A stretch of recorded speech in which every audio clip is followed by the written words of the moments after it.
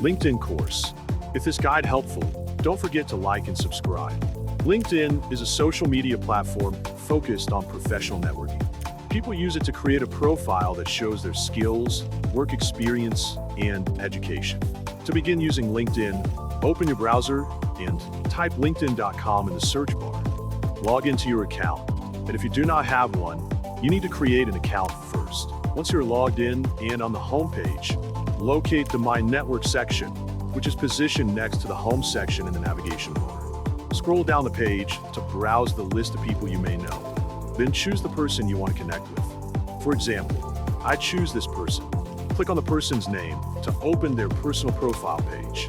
On this page, find and click the More option to open a drop-down menu.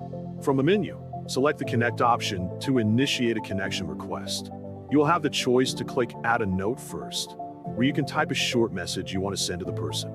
After typing your message, click the Send button to complete the connection request.